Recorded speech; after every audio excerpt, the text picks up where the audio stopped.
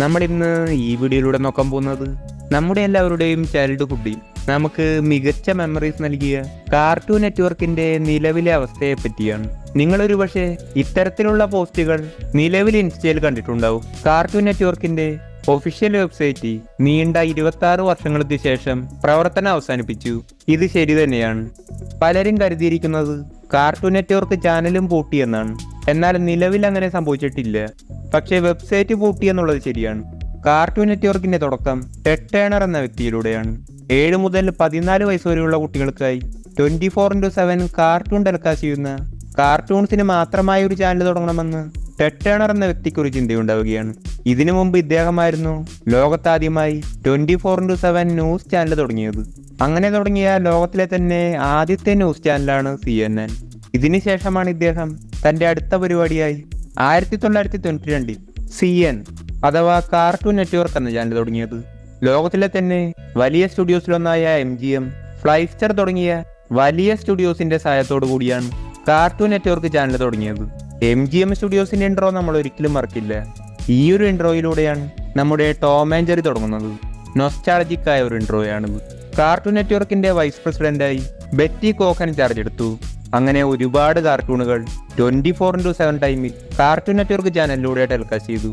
പക്ഷെ അപ്പോഴാണ് മറ്റൊരു പ്രശ്നം, ചാനൽ കൂടുതൽ ഏരിയയിലേക്ക് എത്തിയിട്ടില്ല. അതെന്തുകൊണ്ടെന്നാൽ ആ ഒരു കാലഘട്ടത്തിൽ 18,000 TV ചാനലുകൾക്ക് വെറും 233 കേബിൾ കണക്ഷനേ ഉണ്ടായിരുന്നുള്ളൂ. അതുകൊണ്ട് തന്നെ ഈ പ്രശ്നം മറികടന്ന് കാർട്ടൂൺ നെറ്റ്വർക്കിനെ വേൾഡ് വൈഡായി എത്തിക്കാൻ വേണ്ടി ലോകത്തിലെ തന്നെ ഏറ്റവും വലിയ കേബിൾ നെറ്റ്വർക്കായ TBSുമായി മെർജിപ്പിച്ചു. ഇതിലൂടെ കാർട്ടൂൺ നെറ്റ്വർക്ക് വേൾഡ് വൈഡായി കാർട്ടൂണുകൾ ടെലികാസ്റ്റ് ചെയ്യാൻ തുടങ്ങി. നല്ല ക്വാളിറ്റിയുള്ള, മികച്ച സ്റ്റോറിയുള്ള, നല്ല വൈബ് തരുന്ന കാർട്ടൂണുകൾ. ചാനൽ വലിയൊരു വിജയമായി മാറി. കാരണം കുട്ടികൾ മാത്രമല്ല, ചാനൽ മുതിർന്നവരും കാണാൻ തുടങ്ങി. അങ്ങനെ വലിയൊരു വിജയം നേടി. ഒരുപാട് വെറൈറ്റി ആയിട്ടുള്ള കാർട്ടൂണുകൾ കാർട്ടൂൺ നെറ്റ്വർക്കിൽ മാറി മാറി വന്നിരുന്നു. കൊച്ചു ടിവിയിൽ കണ്ടിട്ടുള്ള ചില പ്രധാന കാർട്ടൂൺസ് എല്ലാം ആദ്യം വന്നത് കാർട്ടൂൺ നെറ്റ്വർക്കിലാണ്. ഉദാഹരണം ജാക്കി ചാൻ, ടോട്ടലി സ്പൈസ്, മാർസുപിലാമി, ഇങ്ങനെ ഒരുപാട് കാർട്ടൂണുകൾ. നിലവിൽ നമ്മൾ നോക്കുകയാണെങ്കിൽ ഇതാണ് നിലവിലെ അവസ്ഥ. വെറും 2 വർഷങ്ങൾ കൊണ്ട് അമേരിക്കയിലെ തന്നെ ഏറ്റവും പോപ്പുലറായ ചാനൽ കൂടിയാണിത്. അമേരിക്കയിലെ ആയിരക്കണക്കിന് ചാനലുകളിൽ നിന്ന് 5ാം സ്ഥാനം നേടിയെടുത്ത ചാനലാണിത്. പക്ഷെ ഇതുകൊണ്ടൊന്നും ഇത്രയും വലിയ വിക്ടറിയിലും ടെഡ് ടേണറിന് തൃപ്തി ഉണ്ടായിരുന്നില്ല. പുതിയ പുതിയ കാർട്ടൂണുകൾ പരീക്ഷിക്കുവാൻ വളരെ ഇൻട്രസ്റ്റഡ് ആയ വ്യക്തിയായിരുന്നു ടെഡ് ടേണർ. അങ്ങനെയാണ് 99-ൽ നമ്മുടെ ഫേവറേറ്റ് ആയ Courage the Cowardly Dog, Scooby Doo, Johnny Bravo തുടങ്ങിയ ഒരുപാട് കാർട്ടൂണുകൾ കടന്നു വന്നത്. വരുന്ന ഓരോ കാർട്ടൂൺസും വലിയ രീതിയിൽ ഫേമസ് ആയി. Ed and Eddy, Powerpuff girls, dragon tales തുടങ്ങി നല്ല വൈബ് തരുന്ന മികച്ച കാർട്ടൂണുകൾ. കാർട്ടൂൺ നെറ്റ്വർക്കിന്റെ വൈസ് പ്രസിഡന്റ് ജനങ്ങൾ ഇഷ്ടപ്പെടുന്ന കാർട്ടൂണുകൾ നിലനിർത്തിക്കൊണ്ടാണ് പുതിയ കാർട്ടൂൺ ടെലികാസ്റ്റ് ചെയ്യുന്നത്. അതായത് പഴയതും പുതിയതുമായ കാർട്ടൂണുകൾ മാറി മാറി ടെലികാസ്റ്റ് ചെയ്യുന്ന രീതി. പ്രസിഡന്റ് ആയാൽ ഇങ്ങനെ വേണം. നമ്മളിപ്പോൾ തന്നെ കൊച്ചു TV നോക്കുകയാണെങ്കിൽ നമ്മൾ ഇഷ്ടപ്പെട്ടിരുന്ന കാർട്ടൂണുകൾ 10 വർഷങ്ങൾക്ക് മുമ്പും തോന്നിയ കാർട്ടൂൺസ് ആണ് നിലവിൽ ടെലികാസ്റ്റ് ചെയ്യുന്നത്. എന്നാൽ കൊച്ചു TVയിലും പതുക്കെ പതുക്കെ പഴയ കാർട്ടൂൺസ് തിരിച്ചു വരുന്നുണ്ട്. ഗ്ലോറിയസ് ഹൗസ് വന്നു. നിലവിൽ എല്ലാ ദിവസവും 8 മണിക്കുണ്ട്. ഇങ്ങനെ ബാക്കിയുള്ള കാർട്ടൂൺസും വരുമെന്ന് നമുക്ക് പ്രതീക്ഷിക്കാം. അങ്ങനെ കാർട്ടൂൺ നെറ്റ്വർക്ക് ഓരോ വർഷവും വലുതായിക്കൊണ്ടിരുന്നു. അമേരിക്കൻ ചാനലുകളെ ഞെട്ടിച്ചുകൊണ്ട് TRP റേറ്റിംഗിൽ 1ാം സ്ഥാനമായി മാറി. കാർട്ടൂൺസിന്റെ എണ്ണം കൂടിയപ്പോൾ ഇവർക്ക് ചില ടെക്നിക്കൽ പ്രോബ്ലംസ് വന്നു. ഏറ്റവും വലിയ പ്രശ്നമായിരുന്നു കണ്ടിന്യൂറ്റി.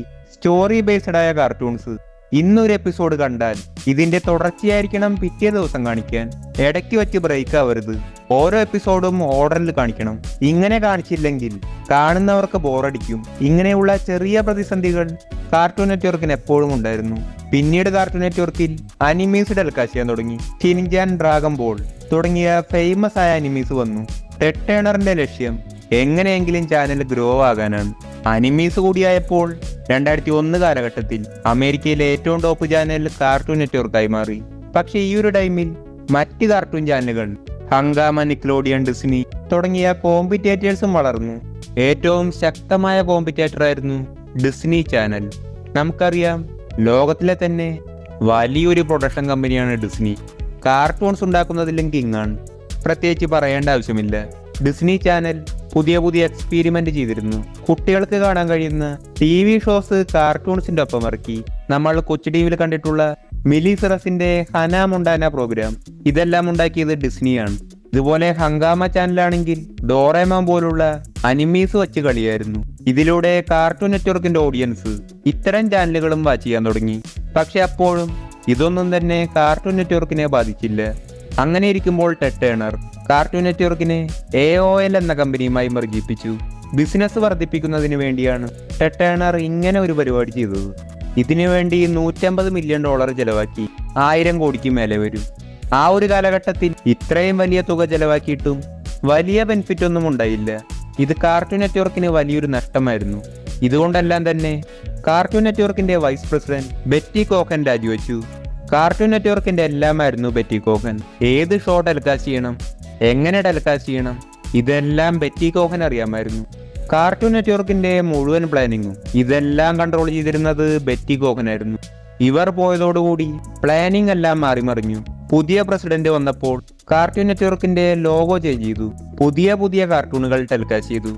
ആളുകൾ ഇഷ്ടപ്പെടുന്ന കാർട്ടൂണുകൾ നിലനിർത്തി പുതിയ കാർട്ടൂണുകൾ ടെലികാസ്റ്റ് ചെയ്യുന്ന മിക്സഡ് ആയ ടെലികാസ്റ്റിംഗ് രീതിയെല്ലാം മാറി. പുതിയ കാർട്ടൂൺ മാത്രമായി ഫോക്കസ് ചെയ്യാൻ തുടങ്ങി. ഇതുകൊണ്ടെല്ലാം തന്നെ കാർട്ടൂൺ നെറ്റ്വർക്കിന് കോമ്പറ്റീഷനിൽ പിടിച്ചു നിൽക്കാൻ കഴിയാതെയായി. റേറ്റിംഗിലെ 1ാം സ്ഥാനം പതുക്കെ താഴേക്ക് വന്നു. 2011 കാലഘട്ടമായപ്പോൾ റേറ്റിംഗിൽ താഴെയാണെങ്കിലും പണം ഉണ്ടാക്കുന്ന കാര്യത്തിൽ ഫ്രണ്ടിലായിരുന്നു. ഇതിനുള്ള കാരണം ബെൻടൻ ആയിരുന്നു. പഴയ കാർട്ടൂണുകൾ കുറഞ്ഞ ടൈമിലും ബെൻടൻ ഒറ്റയ്ക്ക് തന്നെ കാർട്ടൂൺ നെറ്റ്വർക്കിനെ ലീഡ് ചെയ്തു കൊണ്ടുപോയിരുന്നു. അങ്ങനെ പുതിയ കാർട്ടൂൺസിന്റെ ഒപ്പം ബെൻടൻ മാറാതെ പുതിയ സീരീസ് ഇറക്കി. 2015 ഏറ്റവും കൂടുതൽ പണം ഉണ്ടാക്കുന്ന കാർട്ടൂണിൽ 1ാം സ്ഥാനം ബെൻടൻ ആയിരുന്നു. 2ാം സ്ഥാനം ഡോറേമോൻ. അങ്ങനെ ഇരിക്കുമ്പോഴാണ് 2015 ശേഷം ഇറങ്ങിയ ബെൻടൻ സീരീസുകൾ തുടർച്ചയായി പരാജയപ്പെടാൻ തുടങ്ങിയത്. ഇതുകൊണ്ട് കാർട്ടൂൺ നെറ്റ്വർക്ക് കമ്പനിക്ക് വലിയൊരു നഷ്ടമുണ്ടായി. അവസാനം ബെൻടൻ റീബൂട്ട് ചെയ്തു. അതാണെങ്കിൽ ഏറ്റവും വലിയ പരാജയം. പിന്നീട് ഇതുപോലെ പഴയ കാർട്ടൂൺസ് പുതിയ അനിമേഷനിൽ റീബൂട്ട് ചെയ്തു നോക്കി. പക്ഷെ അതും ഫ്ലോപ്പായി. അങ്ങനെ ചാനലിൽ പൂട്ടേണ്ട അവസ്ഥയായി. അവിടെ വെച്ച് ചാനലിനെ രക്ഷിച്ചത് ഓഗി കാർട്ടൂണും റോൾ നമ്പർ 21 പിന്നീട് തുടർച്ചയായി ഓഗി ടെലികാസ്റ്റ് ചെയ്യാൻ തുടങ്ങി. ഓഗി ചാനൽ ലീഡ് ചെയ്തു. ഓഗിയിൽ നിന്ന് ചാനൽ പതുക്കെ പഴയ രീതിയിൽ വന്നു തുടങ്ങി. ചാനലിനുണ്ടായ നഷ്ടങ്ങൾ നികത്താൻ ഒരു പരിധിവരെ സഹായിച്ചത് ഓഗിയാണ്. ഓഗി ആൻഡ് ദ കോക്രോച്ചസ് ഒരു ഫ്രഞ്ച് കാർട്ടൂണാണ്. ഇത് വേൾഡ് വൈഡായി ഹിറ്റാണെങ്കിലും ഏറ്റവും കൂടുതൽ ഹിറ്റായത് അത് ഇന്ത്യയിലാണ്. പിന്നീട് ഓഗിയുടെ റൈറ്റ്സ് കഴിഞ്ഞപ്പോൾ മറ്റ് ചാനലുകൾ വലിയ വില കൊടുത്ത് ഓഗി കാർട്ടൂണിന്റെ റൈറ്റ്സ് മേടിച്ചു. അങ്ങനെ ഇരിക്കുമ്പോൾ കാർട്ടൂൺ നെറ്റ്വർക്കിന് ടീൻ ടൈറ്റൻസ് ഗോ എന്ന കാർട്ടൂൺ കിട്ടി. ഇത് ബെൻടന്റെ അത്ര ഇല്ലെങ്കിലും അത്യാവശ്യം കുഴപ്പമില്ലാത്ത രീതിയിൽ വിജയമായി മാറി. പിന്നീട് കാർട്ടൂൺ നെറ്റ്വർക്ക് പഴയ ഫേമസ് കാർട്ടൂൺസിനെ തിരിച്ചു കൊണ്ടുവന്നു. ടോം ആൻഡ് ജെറിയും കൊണ്ടുവന്നു. ടോം ആൻഡ് ജെറിയുടെ പുതിയ സീസണുകൾ നിലവിൽ അത്യാവശ്യം വിജയം നേടിയിട്ടുണ്ട്. നിലവിൽ കാർട്ടൂൺ നെറ്റ്വർക്കിന്റെ ഷെഡ്യൂളിൽ ചാനലിനെ ലീഡ് ചെയ്യുന്ന ടീൻ ടൈറ്റൻസ് ഗോ കൂടുതലായി കാണാം. രാത്രിയായാൽ നമ്മുടെ പഴയ കറേജ് ദി കൗൾഡി ഡോഗ്, ഇത് രാത്രി തന്നെ കാണണം. ഇതൊരു ഹൊറർ കാർട്ടൂണാണ്. രാത്രി കാണുമ്പോൾ പ്രത്യേക വൈബാണ്. പിന്നീട് ടോം ആൻഡ് ജെറി. അങ്ങനെ നിലവിൽ വലിയ ലാഭത്തിലല്ലെങ്കിലും നഷ്ടമില്ലാത്ത രീതിയിലാണ് നിലവിൽ കാർട്ടൂൺ നെറ്റ്വർക്ക് പോകുന്നത്. അപ്പോൾ നിങ്ങൾക്ക് കാർട്ടൂൺ നെറ്റ്വർക്കിൽ കണ്ടതിൽ ഏറ്റവും ഇഷ്ടമുള്ള കാർട്ടൂൺ ഉറപ്പായി കമന്റ് ചെയ്യണം.